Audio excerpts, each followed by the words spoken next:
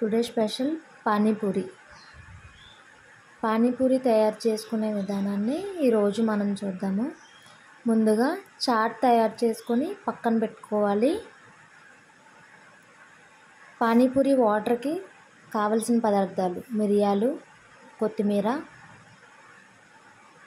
మిర్చి, అల్లం, పుదీనా, నానబెట్టుకొని పక్కన పెట్టుకున్న చింతపండు,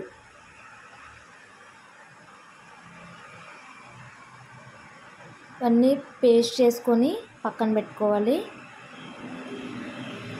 బ్లెండ్ అయిన పేస్ట్ అంతా కూడా వాటర్ కలుపుకొని ఒక 3 గ్లాసుల వాటర్ ఆ పేస్ట్ కలుపుకొని దానిలో 1 స్పూన్ గరం మసాలా, తగినంత సాల్ట్ వేసుకోవాలి.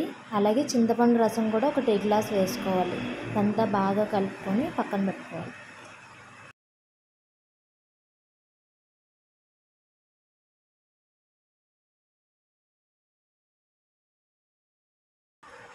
పూరికి పిండి ఎలా కలపాలి అని మీకు డౌట్ రావచ్చు. 2 గ్లాసుల మైదా పిండికి 1 గ్లాసు ఉప్మా రవ్వ వేయాలి.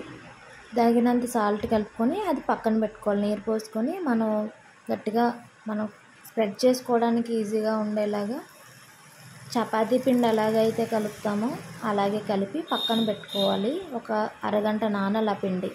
ఆ పిండిని మనకు నచ్చిన సైజులో కట్ చేసుకొని ఇలా వేపుకుంటే ఇలా చక్కగా కరకరలాడే పానీపూరి రెడీ అవుతుంది.